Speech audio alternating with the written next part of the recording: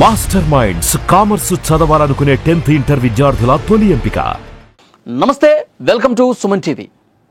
ఈ మధ్యకాలంలో వరుసగా క్రైమ్ ఉదంతాలన్నీ చూస్తూ ఉంటే అసలు ఏం మాట్లాడాలో కూడా అర్థం కావట్లేదు. పెళ్ళైన కొద్ది రోజులకే భార్యలు భర్తల్ని అతి దారుణంగా చంపించేస్తున్నారు. సుపారీ గ్యాంగ్కి డబ్బులు ఇచ్చి మరీ దారుణంగా మర్డర్లు చేపిస్తూ ఉన్నారు. మనం ఈ మధ్యకాలంలో చాలా చూసాం. అంటే ఫోన్ ఓపెన్ చేసే చాలు ఇలాంటి క్రైమ్ సీన్సే కనిపిస్తున్నాయి. ఇక్కడ మన తెలుగు రాష్ట్రాల్లో జరిగిన ఘటన, గద్వాల్లో జరిగినటువంటి ఘటన మొత్తం రాష్ట్రాన్ని షేక్ చేసింది. ఒక ప్రైవేటు సర్వేయర్ తేజేశ్వర్ అనే వ్యక్తి, ఈ ఐశ్వర్య అనే ఆమె పెళ్లి చేసుకున్నటువంటి కొద్ది రోజులకే దారుణంగా సుపారీ గ్యాంగ్కి 2 లక్షలు డబ్బులు ఇచ్చి మరీ చంపించేసింది. తిరుమలరావు అనే వ్యక్తితో అంతకుముందు ఆమెకి సంబంధం ఉంది, పరిచయం ఉంది. ప్రియుడు తిరుమలరావు మోజులో పడిపోయి సర్వేయర్ ఇతన్ని పెళ్లి చేసుకోవడం దేనికి?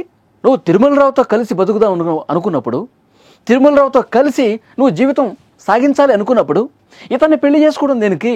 పెళ్లి చేసుకునే కొద్ది రోజులకే సుపారీ గ్యాంగ్తో చంపించడం దేనికి? అసలు కొంతమంది ఆలోచన విధానం, వాళ్ళు క్రైమ్ చేసేటువంటి విధానం, వాళ్ళు ఏ విధంగా వాళ్ళ మనసులు కలుషితం అయిపోయాయి. ఒక మనిషిని లిటరల్గా చంపించేసే పరిస్థితికి వచ్చారంటే ఇంత దారుణంగా ప్రవర్తిస్తున్నారు. ఇక్కడే కదండి, ఈ మధ్యకాలంలో మనం చాలా ఘటనలు, మనం మేఘాలయ హనీమూన్ మర్డర్ కేసు చూస్తే అది కూడా అంతే. పెళ్ళైన కొద్ది రోజులకే ప్రియుడి మోజులో పడి చంపించేస్తున్నారు. కొన్ని చోట్ల తల్లిదండ్రులు కూడా చంపించేస్తున్నారు. ఆల్రెడీ తిరుమలరావుతో ఆ ప్రియుడితో సంబంధం ఉంది, అయినప్పటికీ కూడా ఇతన్ని ప్రేమించిందంట. ఇతన్ని ప్రేమించి పెళ్లి చేసుకుంది. ఆల్రెడీ ఒకడున్నాడు, మళ్ళీ ఇతను కూడా ప్రేమించి పెళ్లి చేసుకుంది ఐశ్వర్య. పెళ్ళి 5-6 రోజులు ఉందనంగా తను ఫోన్ స్విచ్ ఆఫ్ చేసి వెళ్ళిపోయింది. ఏమైందని చెప్పి అందరూ భయపడ్డారు. తర్వాత మళ్ళీ ఆన్లైన్లోకి వచ్చి మళ్ళీ తేజస్వితో మాట్లాడి, మేము డబ్బులు ఇచ్చుకోలేము, మా తల్లిదండ్రులు కొంచెం కష్టంగా ఉంది మీకు కట్నం ఇవ్వడానికి, సో సారీ, నేను పెళ్లి చేసుకోదలుచుకోలేదు అన్నాడు.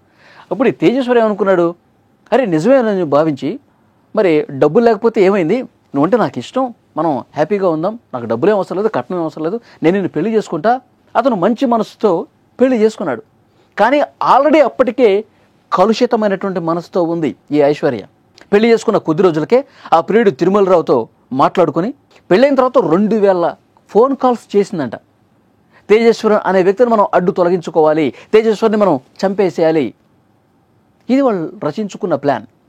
యాక్చువల్గా తిరుమలరావు ఎవరైతే ప్రియుడున్నాడో చాలా రోజులుగా అతనితో పరిచయం ఉంది, సంబంధం కొనసాగిస్తోంది. అతనికి ఆల్రెడీ పెళ్ళయింది. ఈ పెళ్లి కాకముందు తిరుమలరావును ఐశ్వర్య ఏం మాట్లాడుకున్నారు? తిరుమలరావు అంటాడు, నేను నా భార్యని చంపేస్తాను, నేను నా భార్యని అడ్డు తొలగించుకుంటాను, అప్పుడు మన ఇద్దరం హ్యాపీగా పెళ్లి చేసుకుని ఎటైనా ఇల్లు దూరంగా బతుకుదాం అని ప్లాన్ చేసుకున్నాడు తిరుమలరావు. కానీ ఈలోపే మరి ఇంట్లో ఒత్తిడి వలన ఏమో తేజేశ్వరితో పెళ్ళైపోయింది. ఇతనితో పెళ్ళైపోయింది కదా, ఫస్ట్ ఇతన్ని లేపేద్దాం, ఫస్ట్ ఈ తేజేశ్వరిని లేపేస్తే తర్వాత హ్యాపీగా మనం బతకచ్చు. ముందు చేసుకున్న ప్లాన్ ఏంటంటే, ఈ కేసు దర్యాప్తు చేస్తుంటే పోలీసులకు ఒక షాకింగ్ విషయాలు బయటకు వస్తున్నాయి. ఇతన్ని చంపిన తర్వాత విదేశాలకు పారిపోదాం అనుకున్నారంట. ఆల్రెడీ 2 విమాన టికెట్లు కూడా బుక్ అయిపోయినాయి. ఆ డీటెయిల్స్ కూడా పోలీసులు సేకరించారు. 20 లక్షల రూపాయలు సమకూర్చుకున్నారు. తేజేశ్వరిని చంపిన తర్వాత వాళ్ళు ఒక అడవిలో పడేసి వెళ్ళిపోయారు. తేజేశ్వరి చేతి మీద అమ్మ అని రాసి ఉంటుంది. తేజేశ్వరి బ్రదర్ పోలీసులు కంప్లైంట్ చేసి దర్యాప్తు చేసి, ఈ ఐశ్వర్య మీద మాకు అనుమానం ఉంది సార్ అంటే, అప్పుడు ఈమెను అరెస్ట్ చేసి విచారించి చూస్తే వాస్తవాలు బయటపడిపోయినాయి. సుపారీ గ్యాంగ్కి 2 లక్షల రూపాయలు ఇచ్చి చంపించారని చెప్పి అర్థమైపోయింది. అసలు ముందే వేసుకున్న ప్లాన్, ఇతను చంపిన తర్వాత డైరెక్ట్గా విదేశాలకు వెళ్ళిపోవాలి. 2 విమాన టికెట్లు బుక్ అయిపోయినాయి. ఆ తర్వాత ఫస్ట్ లద్దాఖ్ వెళ్దాం అనుకున్నారంట. లద్దాఖ్ వెళ్ళి అక్కడి నుంచి మనం వెళ్ళిపోదాం అనుకున్నారు. ఈలోపే పోలీసులకు ఈవిడ గారు దొరికిపోయింది. తర్వాత తిరుమలరావును కూడా పోలీసులు పట్టుకున్నారు శంషాబాద్ ఎయిర్పోర్ట్లో. పోలీసులు అదుపులోకి తీసుకున్న విషయం తెలుస్తుంది కదా, వెంటనే ఎయిర్పోర్ట్కి వెళ్ళిపోయాడు. చేతిలో విమాన టికెట్లునే మనం హ్యాపీగా వెళ్ళిపోవచ్చు అని. అతని ఇన్ఫర్మేషన్ ఆల్రెడీ అన్ని ఎయిర్పోర్ట్లకి పోలీసులు అలర్ట్ చేశారు కాబట్టి ఆన్ ద స్పాట్ ఎయిర్పోర్ట్లోనే ఆ తిరుమలరావుని పట్టుకుని స్టేషన్కి తీసుకొచ్చారు. చూసారా ఎంత దారుణం! స్మార్ట్ ఫోన్ మాయలో పడిపోయి ఫేస్బుక్, ఇన్స్టాగ్రాము, ఇంకొకటి విపరీతంగా అవి చూడటం, అపరిచిత వ్యక్తులతో చాటింగులు చేయటం, మాట్లాడటం, ఇలాంటి వికృత మనస్తత్వాలకు కారణమవుతోంది. చాలా స్పష్టంగా అర్థమవుతుంది. ఇప్పుడు ఈ దర్యాప్తు చేసే కొద్దీ చాలా విషయాలు బయటకు వస్తున్నాయి. ఈ తేజేశ్వరు, తిరుమలరావే కాదు, ఇంకా 3-4 మగవాళ్లతో ఈమెకి సంబంధాలు ఉన్నాయి, చాలా క్లోజ్ చాటింగ్స్ ఉన్నాయి. ఇవన్నీ కూడా పోలీసులు వెలికి తీస్తూ ఉన్నారు.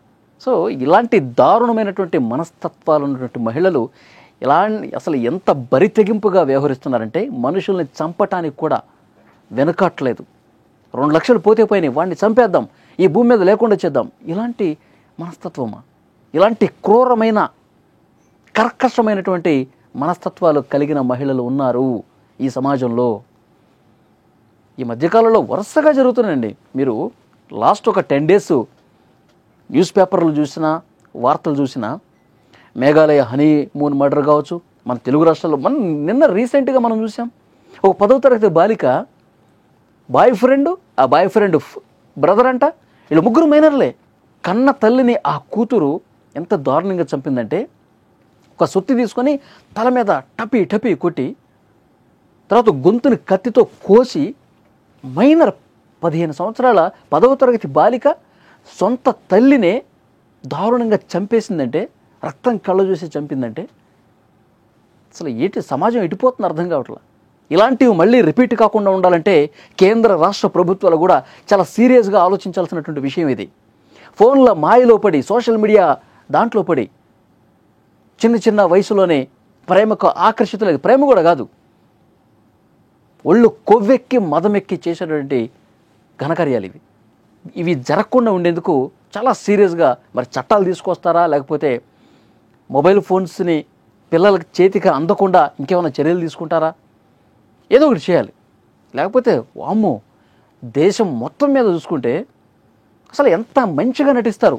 ఈమె ఐశ్వర్య అయినా సరే, ఎవరైనా సరే ఈ కేసులో ఆ సోనం హనీమూన్ మర్డర్ పెళ్ళైన కొద్ది రోజులు చాలా ప్రేమగా నటిస్తూ భర్త పట్ల మనం హనీమూన్కి వెళ్దామంటే అది ప్లాన్ చేసుకుందాం, ఇది ప్లాన్ చేసుకుందాం, కానీ లోపల ప్లాన్ చేసేది ఇంకొకటి. ఆ భర్తను లిటరల్గా లేపేద్దామని ప్లాన్. అక్కడెక్కడో కొండ దగ్గరికి తీసుకెళ్ళి చంపించేసి లోయలో పడేశారు మేఘాలయలో. ఏమీ తెలియనట్టు నన్ను ఎవరో కిడ్నాప్ చేసి ఇక్కడ వదిలేశారని చెప్పి మళ్ళీ డ్రామాలు. ఇలాంటి వికృత మనస్తత్వాలు, నేరపూరిత మనస్తత్వాలు చాలామంది కలిగి ఉన్నారు ఈ సమాజంలో. సో వాళ్ళని కనిపెట్టడం కష్టమవుతుంది, అంత ప్రేమగా నటిస్తారనమాట. ఈ ఐశ్వర్యలాగా, సోనంలాగా ఇలాంటి వాళ్ళు ఉన్నారు మన సమాజంలో. సో డెఫినెట్గా ఇది చాలా సీరియస్గా తీసుకోవాల్సినటువంటి విషయం. ఇవి జరగకుండా ఉండాలి. ఇలాంటి కలుషితమైనటువంటి మనసుల్ని బాగు చేయాల్సినటువంటి అవసరం ఉంది. సో ఎంత సీరియస్గా ప్రభుత్వాలు కూడా దీన్ని తీసుకుంటాయి, ఇవి జరగకుండా ఉండటానికి ఎలాంటి చర్యలు ఉండాలి? ఒకటి, మన కుటుంబంలోనే తల్లిదండ్రుల పెంపకం నుంచే కొంత ఉంటుందండి. తర్వాత స్కూల్ స్థాయిలో, పాఠశాలల నుంచే కూడా మన టీచర్స్ కావచ్చు, మన పాఠ్యాంశాలు కావచ్చు, మనం చదువుకున్నటువంటి లెసన్స్ కావచ్చు, వీటి ద్వారా కొంత నేర్చుకున్నటువంటి పరిస్థితి ఉంది.